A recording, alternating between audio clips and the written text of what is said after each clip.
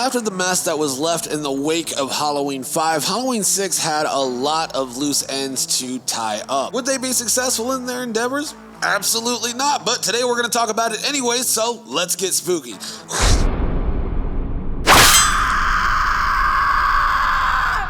Greetings everyone, my name is Nightshade, this is The Night Shift, a home for all things spooky, and today we're looking at Halloween 6, The Curse of Michael Myers, released in 1995. And this one's kinda weird because this one has a die-hard, loyal fan base attached to it. Like, I would say the majority of people hate this film, but there is a small niche group of people out there that absolutely love this film. And even though I am not one of the people that love this movie at all by any stretch of the imagination, I do respect the fact that people love this film. I respect the fact that, you know, there are people out there that love films that most people don't like, and it's people like that that keep this film franchise going in the Halloween fandom. But with that being said, if you're one of those people who are a die-hard fan of this film, maybe skip this one out because I hate this movie. However, if you can enjoy listening to a differing opinion and, you know, can have a peaceful discourse and respectfully disagree with me, sound off in the comments below and continue watching. We can all agree to disagree and still keep it cordial in the comments below, and, you know, I would be happy to have a conversation with you about this film. Now, with all of that out of the way, let's go ahead and get into the review. But before we do, I want to let you know, if you're new to the channel,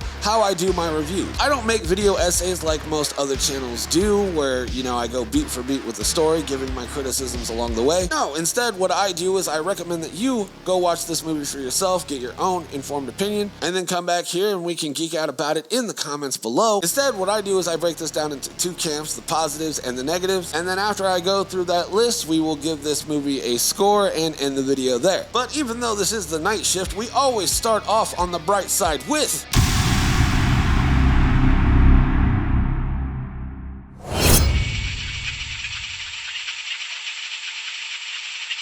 But with this movie and all of its flaws, there is one thing that does ring true for me, and that is that the lighting in this film is absolutely beautiful. All the dark scenes especially, they absolutely saturate it in blue light or red light, or, you know, there's just a mix of different lights that they use, and the way they filmed around the lighting makes a lot of the scenes in this film look really beautiful. Like I said, this isn't one of my favorite films by any stretch of the imagination. However, it is one of the best lit films in the entire franchise, and hats off to Halloween 6 for being lit beautifully. Up next on our positives list, we have...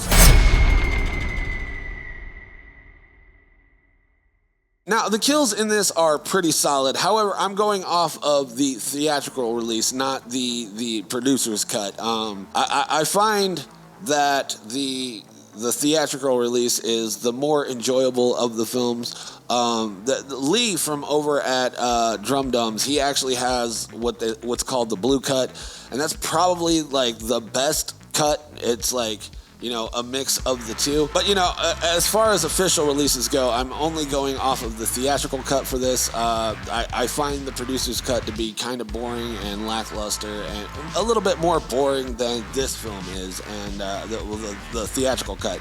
And, you know, the theatrical cut has the better of the kills in both cuts. The best ones, the best kills are in the theatrical cut. You know, we got head explosions.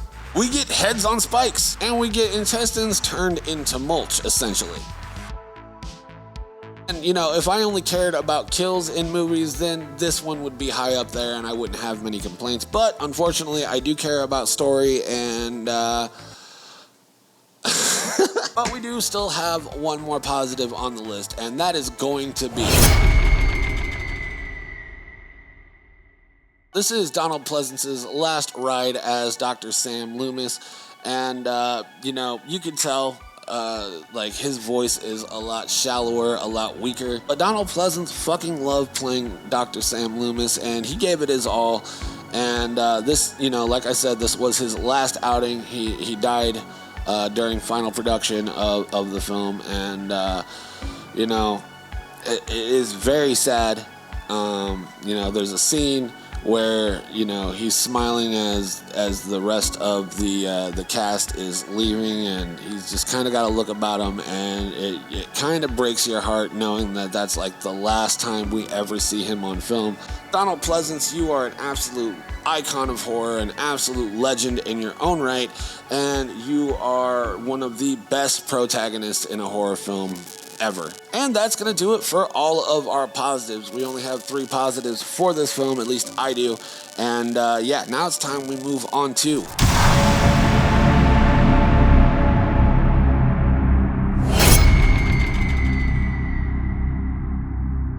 in this film, the role of Michael Myers is reprised by one George P. Wilbur. You know, Michael Myers was pretty solid in Part 4, which is where George P. Wilbur starred as the character before.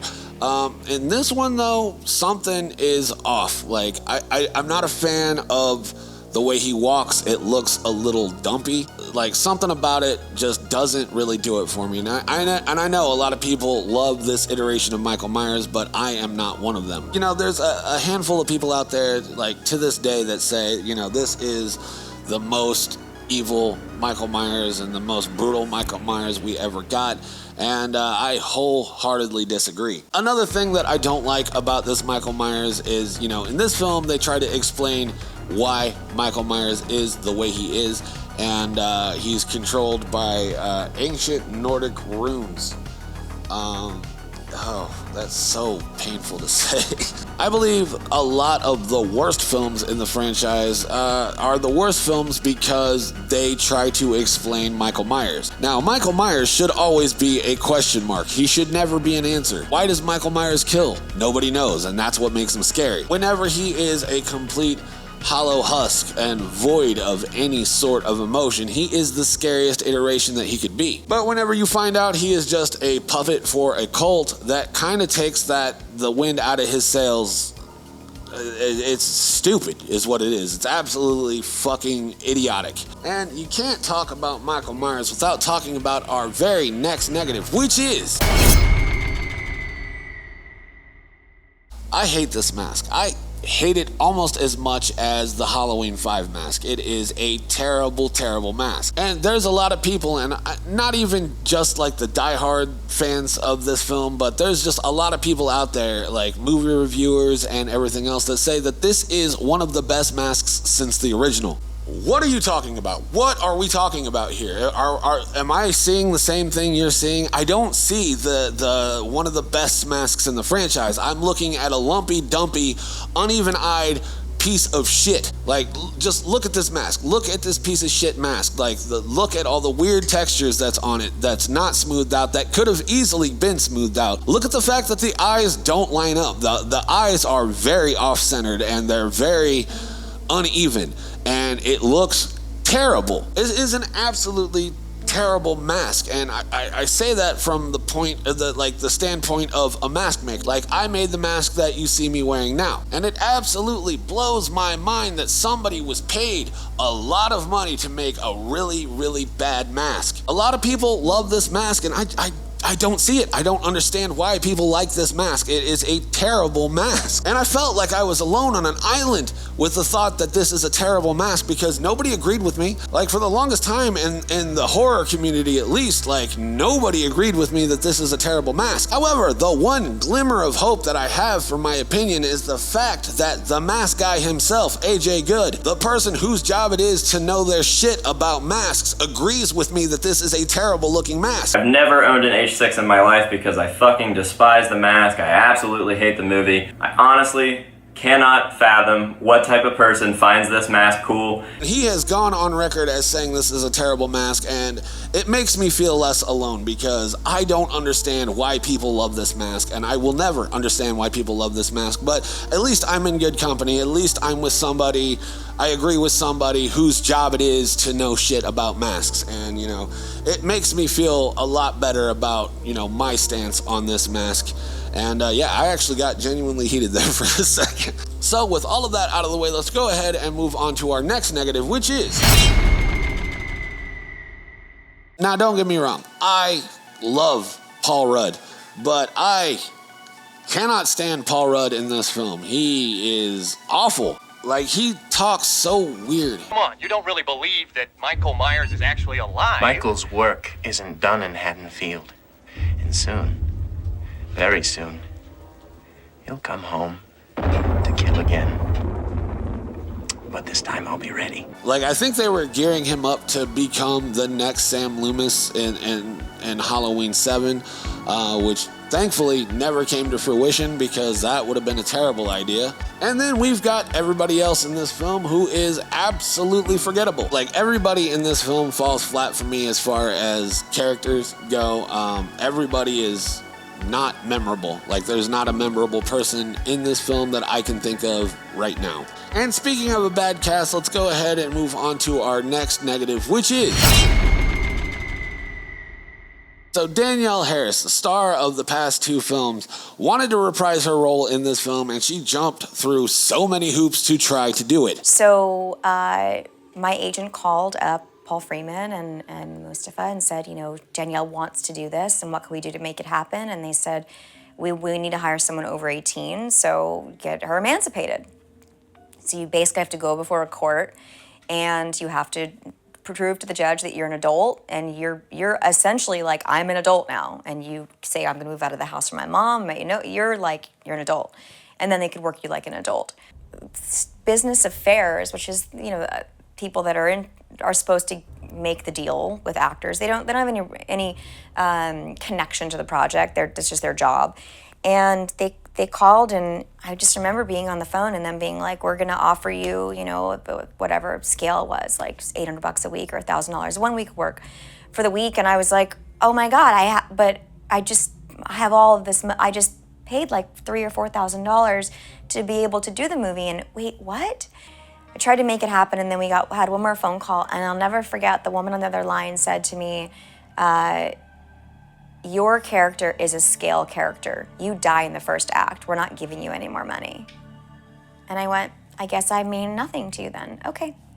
I just wanted to put the money back in my bank that I spent to do the movie, which you guys are trying to replace me to begin with anyway. And I fought for it because I didn't want to have someone play Jamie.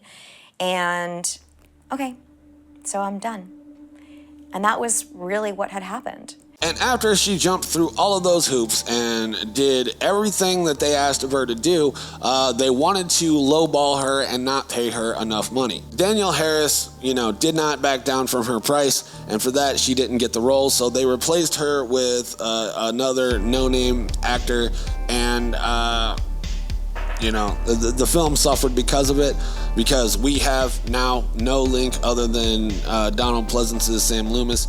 No link to any of the past films, because, you know, they killed Rachel off in 5. They killed Jamie off here at the very beginning of 6. And, you know, when I was a kid, I didn't know that was supposed to be Jamie, honestly. And because they recasted her and didn't look anything like, you know, Danielle Harris. So I didn't know that was supposed to be Jamie. And it would have really helped the continuity if they killed her off. But, you know, Danielle Harris did eventually get a role in another Halloween film that we will be talking about in the future. But as for right now, the recasting of Jamie Lloyd, you know, it was a very poor decision, and definitely going to make it on the negatives list. Up next on our negatives list, we have... Now, pardon my language here, but the story in this film is hot dookie poo-poo garbage. Jamie and her baby escaped from a cult, because I guess she was kidnapped at the end of Halloween 5, and the infamous cult of Thorn sicks Michael Myers out to go find the baby and kill Jamie as well. They need the baby to complete some sort of ritual, so Michael Myers is on the hunt for his niece child thing. It's fucking stupid. Honestly, don't know what drugs they were on whenever writing this story, but yeah, they need to go to rehab, because the fucking story is god-awful. Like, sure, Halloween 5 left a lot of mess behind, and they had to try to wrap that up and explain it in this film, but a cult that controls Michael Myers is the best you could come up with, my guy? That's the best you can fucking do? That's the best you can fucking do? Really? Is that the best you can do? Like, literally, you could think of a million other things that the Man in Black could be, and there's so much stuff that could have been done other than the cult thing. Like, the cult thing was just a fucking dumb idea. This movie is riddled with dumb ideas, and it really shows in this one, because the story is hot garbage. I hate it. I hate it. I hate it. So next on our list of negatives, we have... Now, the main score, the main theme is done on a guitar, and they got like drums and stuff throughout the film, and you know, I don't like it. Now, I am somebody that likes rock music. I like metal. As a matter of fact, I'm one of the guitar players in my metal band, The Blood of the Beloved. Link in the description. Check us out. Go ahead and do that. But, you know, using a guitar and like drums and stuff throughout the film to score this film, it just doesn't do it for me. It doesn't hit. Like, there is an inherent eerie creepiness that comes along with a piano, and you just don't get that same vibe from a guitar. You just don't. Again, that's coming from a guitar player. I love guitar. I love playing guitar. I play my guitar every day, but, you know, it just doesn't hit the same when scoring the film with a guitar to try to appeal to the, you know, hip, cool MTV crowd at the time, because, you know, that was a decision that needed to be made, right? But yeah, the score in this film fucking sucks, and yeah, I'm gonna go ahead and move on before I have an aneurysm. So up next, we have our final negative, which is... Paul Rudd injects Michael Myers with a bunch of like green syringes and then beats the shit out of him with a fire extinguisher until his face is oozing green shit, and they escape. Dr. Loomis sends the survivors on their way and goes back to check to make sure Michael Myers is dead, I guess. And then you hear Dr. Loomis scream, and all you see is the mask next to a syringe. A lot of this ending was reshot, and I don't know what they were thinking about when reshooting this. Like, I mean, sure, it's better than, you know, the producer's cut ending where, you know, it just, like, the Cult of Thorn mark appears on Donald Pleasance's arm, and then he just starts screaming, and then Michael Myers is apparently the Man in Black now, and I guess Dr. Loomis was going to be Michael Myers or whatever. I don't know. That one was dumb. But this one is equally as dumb as that, so I don't know who decided on this ending, but they need to never work in Hollywood again, because that was atrocious. It is terrible. This whole movie actually is terrible. I fucking hate this movie. But yeah, the ending of this film, among some of the worst in the franchise, if not the worst in the franchise. Like, I'll have to go through and really think about it, but yeah, the ending of this film is terrible. I'm gonna end it there. That is my review before I get really heated, because this movie really pisses me off. It is one of the most frustrating films in the franchise. Not for a great many reasons. This is one of the most frustrating in the franchise. Like, there were so many decisions made. There was a lot of cooks in the kitchen as well. So I mean, I can't fault the director for that, but like, it was doomed from day one. The writing sucks, the story sucks, the actors suck, but everything else about this film sucks. The mask sucks, Michael Myers sucks. So I'm gonna score this a solid 2 out of 10. Like, the kills are good, and that's the only thing saving it from a 1 for me, because holy shit. So I'm just gonna end it there, because this movie genuinely pisses me off, and I hate it with the passion of 1,000 fiery buttholes. So that's just gonna about do it for me. If you like this movie, sound off in the comments below. I know that there is a very niche fan base for this film, but I don't get it. I don't understand it, and I probably never will. If you like the video, let me know by leaving me a like. Comment down below what you want to see on the channel next. I will do my best to accommodate. And until next time, my name is Nightshade. This has been The Night Shift, and I will see you in the next video. Stay spooky, my friends.